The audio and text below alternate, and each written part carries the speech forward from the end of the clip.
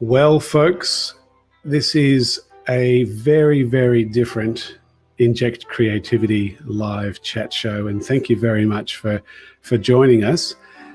Welcome to this different occasion, and we are recording this live on Twitter, on YouTube, on LinkedIn, and on the Adobe in Education Facebook group. We're recording this live on Wednesday, the 26th of August, 2020. And I'm your host, Tim Kitchen, Adobe's Senior Education Specialist for the Asia Pacific region.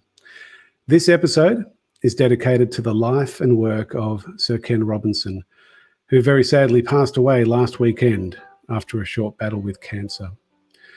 Before I introduce my co-hosts and the wonderful group of education leaders who are joining us for this special episode, I'd like to do an acknowledgement of country.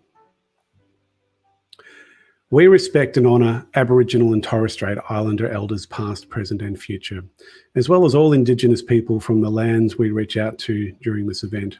We acknowledge their stories, traditions and living cultures. We acknowledge them as the first peoples in our lands, the first scientists and the first creatives, and we commit to building a brighter future together. Let's introduce you to my usual co-host, Erin Raethke from TAFE Queensland, and our special co-host for this episode, Clara Galán, the very famous Clara Galán from the Adobe Global team. Hello, Erin. Hello, Clara. How are you? Hi, Tim. Hello, Tim. It's lovely to have you on the show. Erin's a regular, but Clara, it's very special to have you with us. So thank you for joining us all the way from Spain. Yes, a great time zone to join too. So nice to see everybody. Clara, you've met Sir Ken, and just tell us when you met him and what was the experience like? So I met Sir Ken Robinson in 2014 at my first BET conference in London. And at the end of each BET conference, there's a Teach Meet, so a teacher-driven professional development event. And there was a surprise guest. Sir Ken Robinson did the keynote for that Teach Meet. And it was incredible. I had the opportunity to meet him. And when you meet him, he makes you feel like you're the only person in the room and is just really empathetic. And I really enjoyed his presentation. That's great. And we've got lots of people who are joining us now, and it's so great to see Roland from the Philippines. And Timothy's a regular from Canada. He gets up really early in the morning in Toronto to join us. Erin, you wouldn't have met Sir Ken, but I noticed you've got one of his books with you. Yes, I didn't have the opportunity to ever meet him, but I remember when I first met you, that was actually one of your questions in your presentation, was asking people if they were aware of him and his work. And so you were so passionate about his message, and I figured that enthusiasm deserves some investigation. So I've actually, 2 weeks ago, got this from the local library to give it a read. I'd bought some of his books and they're currently on my Kindle. So yeah, it was very odd when I saw your message to say that he had passed, because I sort of looked around my house and went, there's like 3 different things where I've been reading through his work, and it is really inspiring and fascinating across a lot of different aspects of education. Absolutely. And John's with us. He's from Queensland. I know all the regulars. I know exactly where they're from because they're with us every Wednesday night. John, thank you for joining us. He says, great to see you all on this sad occasion. Great to see Clara here. John, it's a sad occasion. And I have to admit, when I heard, and it was actually Joel Aarons, one of our Adobe education leaders, who posted early Sunday morning. And so I was reading his Facebook posts, and that's when I found out. And the rest of the day is just a blur. It was almost like losing a family member, because he played such an important role in the work that I do now, and is such an inspiration to me personally, but to so many other educators. It was amazing. I'll just give you a quick story how I first met him. I think he thought that I was his official welcoming party. I was in Brisbane. It was an EduTech conference 4 years ago, maybe 5 years ago. I was doing an event for for ISQ, Independent Schools Queensland, and had my backpack on. I was about to get a taxi or a car to the event, and I saw this limousine pull up to the hotel that I was staying at. And I thought, well, that's interesting. And I looked in the back of the limousine, and there he was. I recognized him straight away. I thought, oh my goodness, it's Sir Ken Robinson. And he was sitting with his son, James. And I had to take the opportunity to go and say hello. I was awestruck. It was like meeting a celebrity, but even better, because I was just so awestruck. And as he came out of the car, I said, Sir Ken, welcome to Australia. And he said, thank you. And he saw my Adobe logo that I was wearing, and we had a conversation about Adobe, and his son, James, said, would you like a photo with Sir Ken? Yes, would I? And then his son, James, took a photo of me and Sir Ken together, and I was on a high, and I think I have been since then. It was just an amazing experience. As you said, Clara, he made you feel like you were the only person in the room. He just had that ability, this amazing emotional intelligence, plus so many other intelligences within the man. So yeah, that's an interesting story. We've got a little tribute to share before we introduce our special guests that we have for the chat show, who have actually worked and met Sir Ken in a lot more of a detail than we have. So we're looking forward to introducing you to them very soon. So last weekend, the world lost one of the greatest ever advocates for education reform and creativity in education. His website provides the following information. Sir Ken Robinson died peacefully on the 21st of August 2020, surrounded by family after a short battle with cancer. A New York Times best-selling author, he led national and international projects on creative and cultural education across the world, unlocking and igniting the creative energy of people and organizations.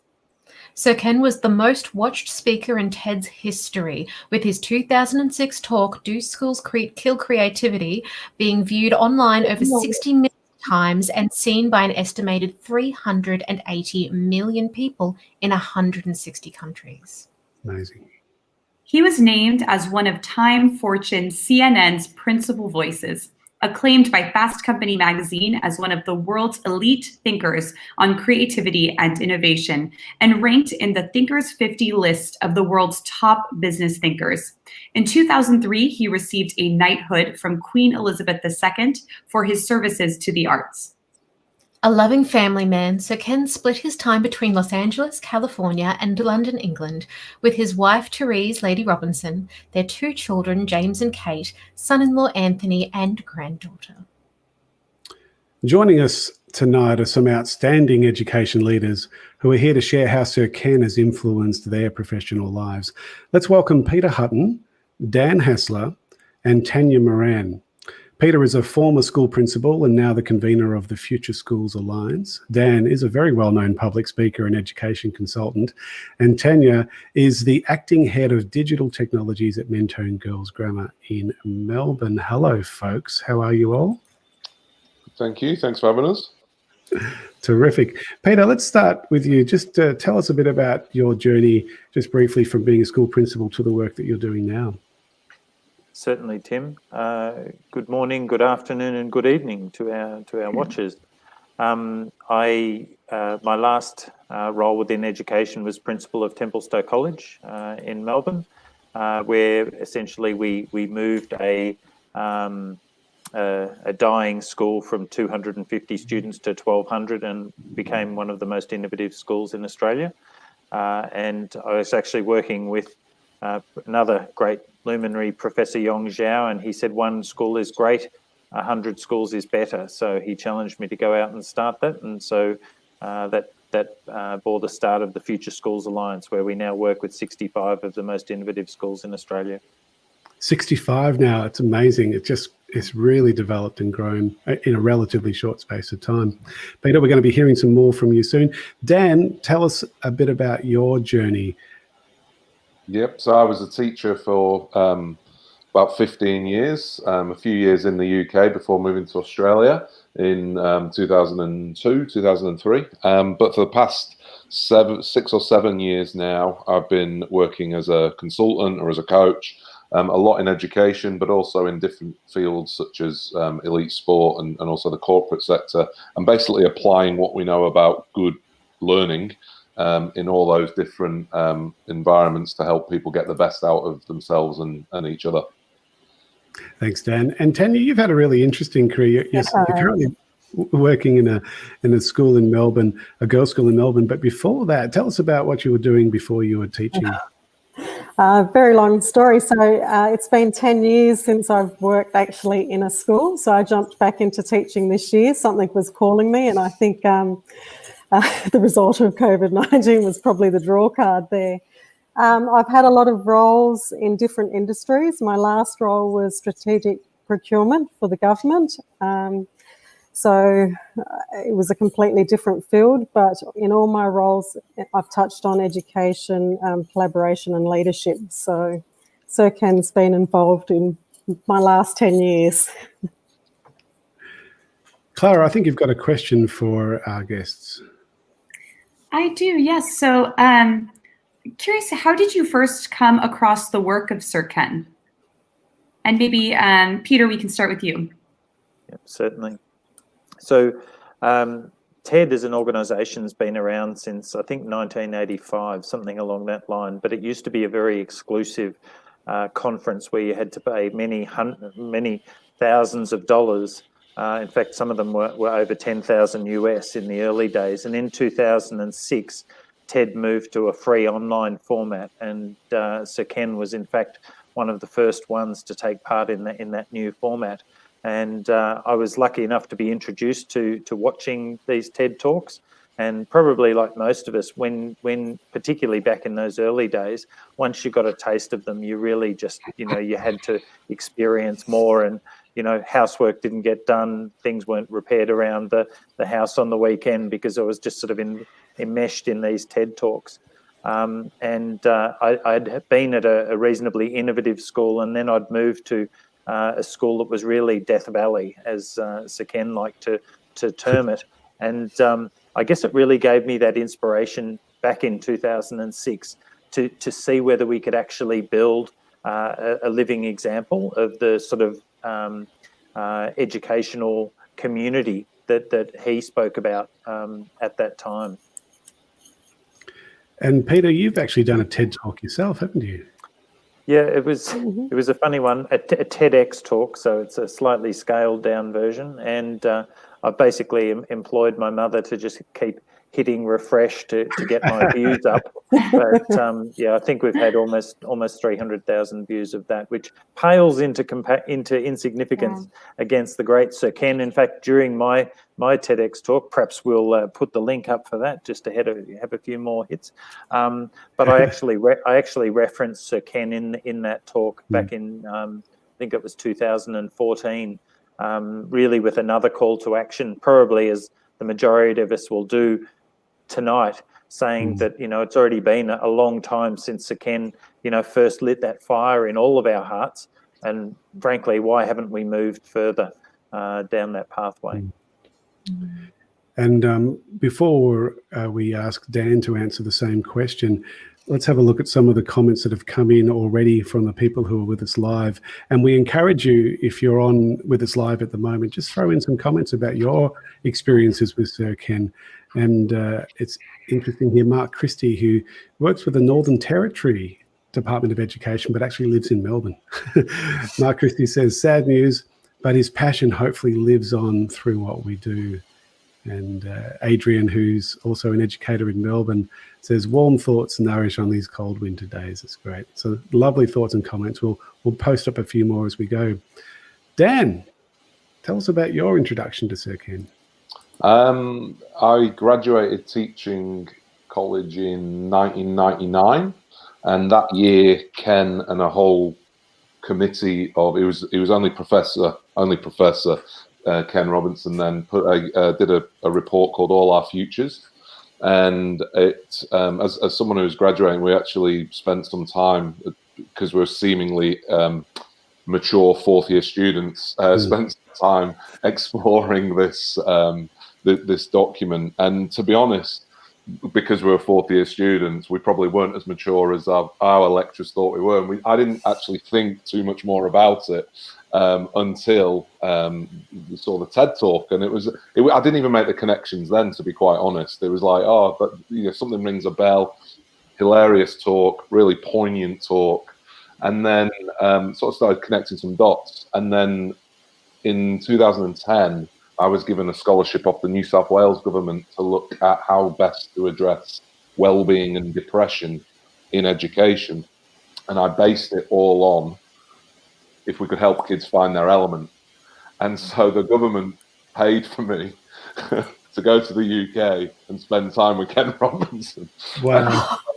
and sort of talk about and it's kind of bizarre. It wasn't just there; they also paid for me to go over the States, and it was an absolute highlight, as you can imagine, to go and spend time. I took my mum to meet him, and Ken, being Ken, was just obviously well, as everyone who has met him, he's just incredibly. I put that. The only thing I could feel to put out on Twitter was just his generosity of spirit. Like there are some people you meet on the circuit who don't give a toss who you are, so long unless you're an avenue for more work, they couldn't care less about talking to you. Ken speaks to anyone for as long as his entourage would allow him to, and he would speak to everyone. And it was only because there are only so many hours in the day that he would be ushered off.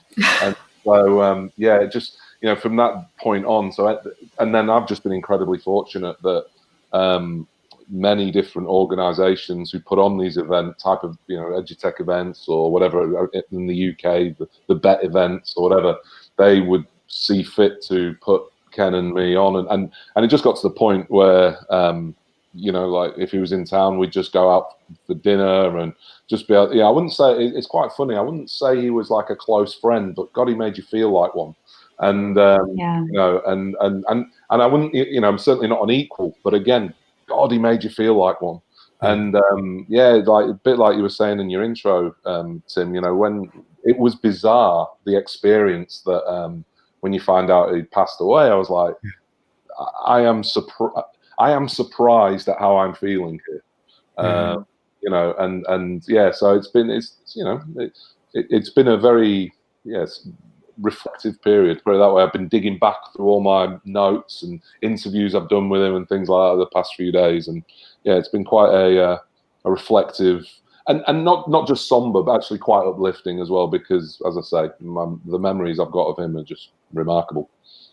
Dan, you wrote a book a couple of years ago now. You published your first book, and A School of Thought is the name of the book, and you gave me the honor of writing an acknowledgement. And do you remember what I wrote?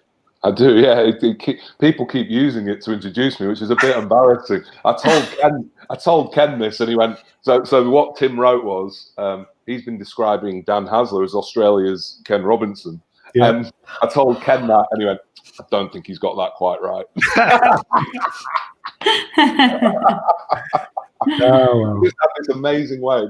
The thing about Ken is he has this amazing way of taking the mickey out of you, but you never feel like it's you just have this real great laugh, and that's what I mean about that idea of he makes you feel like a friend, even though, to be honest, I might catch up with him, once or twice every year or two at best, so remarkable man.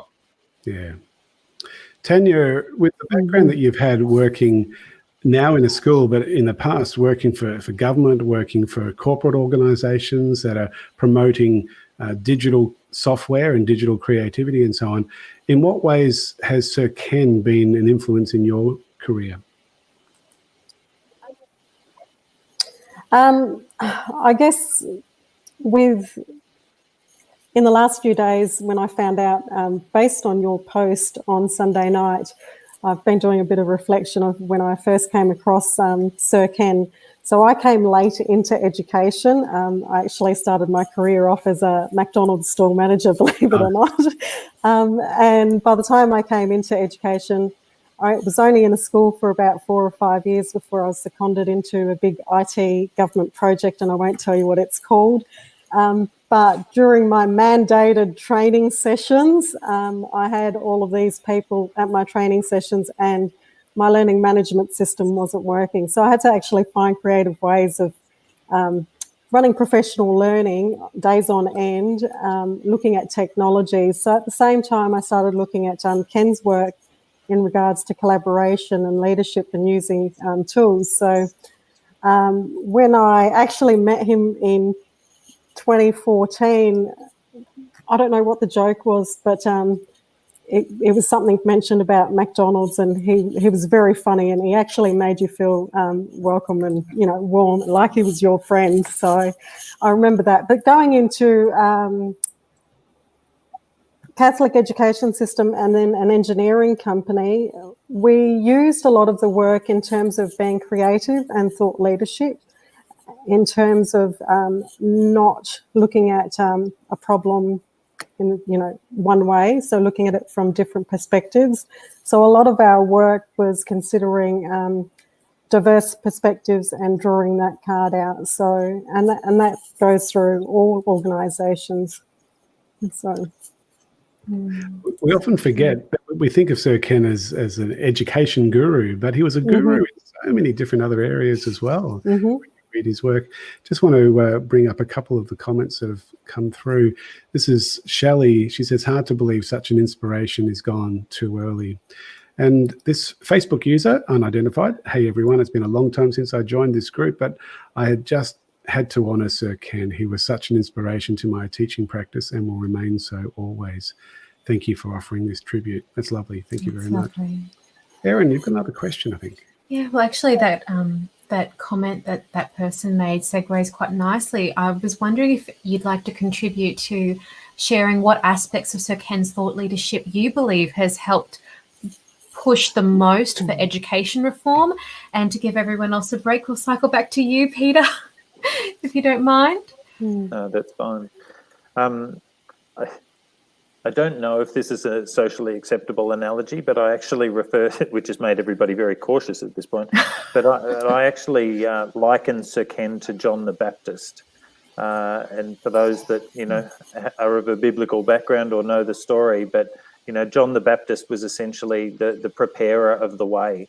And, you know, so I'd like to refer to Ken, and have done in the last few days, as John the Baptist of education reform. So in many ways, in my view, his, you know, like, he was a peer without equal, but in terms of the thing that he did like no other person that I know of, was he really did prepare the hearts of students, of parents, to receive that message that their kids were not broken, that it was in fact the system that was broken and not their young people. And for me, you know, we would use the link to his various presentations as part of our I guess promotion of the method of teaching at Templestowe, and it really had cut through like nothing else. You know, I would talk to parents bringing their children for interviews, and like they would almost be in tears, saying that, you know, it was really like somebody, it had really spoken to them.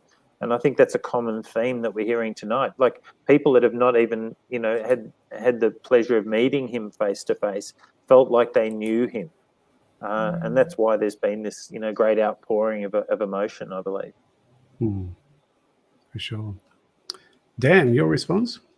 Yeah, I think, as I said, I sort of was digging back through a few of the things that I'd recorded and wrote about our chats and some of the other things he's spoken on publicly. And for me, you know, when we talk about education reform, you know, it seems to be quite a slow kind of thing. Education reform happens because people like Peter decide to say, in this school, that isn't good enough and we're going to do it this way. And I think what Ken really tried to push, and to be fair, sometimes I don't think people really understood he was saying this, but he was basically saying, look, teacher, you're the system.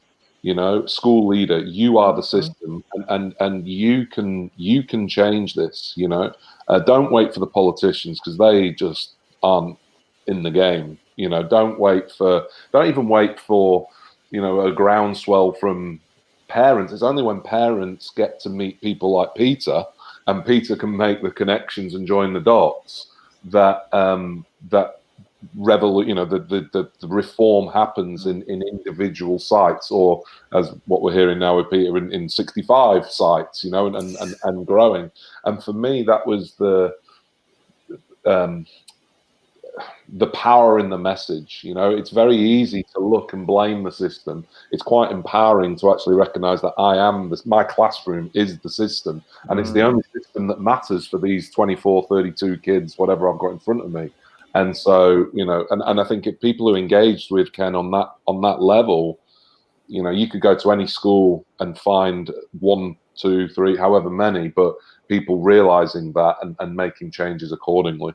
So that was, education reform in that sense. I thought, very organic, very at the ground.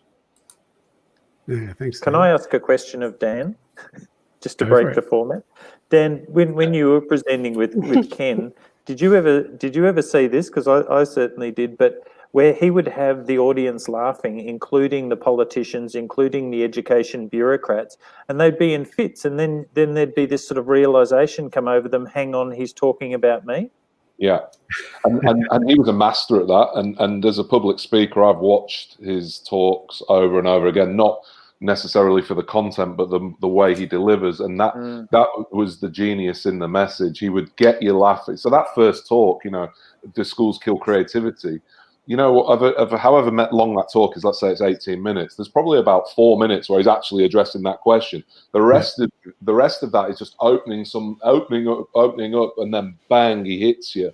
And that was the genius of him as a communicator, because recognizing that once you're laughing, your mind is open then, and all of a sudden you can make that realization. The other people who go in bull at a gate and automatically get the defenses up, they don't get that cut through in the way that Ken did. And it was as much about his intellect as it was his ability to communicate. That for me was it was beautiful to watch. He was a master at it. So that's wonderful. Sandra has got a comment here. Don't worry, he's hanging out with those other famous Liverpoolian and George. Thank you, Sandra. And Roland from the Philippines, from Manila, is saying, I always make sure to play his video in our Education Roadshow to make sure they know he's this great educator. Thank you, Roland. Keep preaching words. Absolutely. We're about 2.5 minutes away from finishing this part of the event. And Jerry, I'll get you to bring up the Blue Jeans link for those who need it, because we'll be moving to that link very soon at the top of the hour, 7 o'clock Eastern time. Tanya, last comments from you about Sir Ken before we move to the other room. I guess I wish I had gone before Dan and Peter just there. I know how you feel. The message of, the education is a system. We built it. We can change it. We can recreate it. That was the power in his message, and he delivered it with humour. And so for me, his quotes of, life is not linear, maybe apply that into the education system as well. We can change it. Ken and Tanya, you're doing an amazing job at Mentone Girls, and this was meant to be your show tonight. You were supposed to be showing off all the amazing things that you're doing at your school, but we put it on hold. We will be finding some time for you to share that, because I've been very impressed with just the 1 year that you've been at the school to be able to make such a huge difference, and it's terrific. So congratulations for the work you're doing. Peter, last reflections from you, sir. Oh goodness, sorry. I thought I'd finished. I've mentally switched off. I guess the obvious thing is the call to action. It's a life that in many ways was an extraordinary life, lived powerfully. I guess in some ways made even more poignant by his early passing, because I really feel I don't know about the other panelists, but I felt a vacuum. And that's a scary thing, there's this vacuum, and it's not that we want the Messiah to step into this vacuum. It's about all of us stepping into that space. It's like he again made way. Yeah, thanks, Peter. I think we all need to speak to the influence of his legacy and be mindful of the fact that now that he's not there to provide that leadership, then we all it's all of our responsibilities to stand up and say, This is Especially something Dan that's Heffler, important. the Australian version of Sir Ken Robinson. No pressure. Last comment from you, Dan. Yeah, I always spoke about Ken kind of, he shone the light. He didn't necessarily tell people, in fact, he was very short on telling people how to do their jobs, but he shone the light. He said, that's the direction. And I think, as Peter alluded to there, I think that if you're interested in honouring his legacy, then the best thing you can do is wake up tomorrow morning and say, all right, well, what can I do? I'm the system. What can I do? And there's so many people who collaborate in this space that you're certainly not on your own. You might be on your own in your school, but you're not on your own in the greater sense of the word. So I think just get out and have a go. Well, thank you very much, everyone, for contributing to this chat show. The first part of our tribute. The second part is jumping into a Blue Jeans room now, where we'll have a slightly less formal approach and a lot more opportunity for people to throw in comments and chats and contribute. So thank you, everyone, for joining us. We're now going to be moving to our Blue Jeans room. See you then.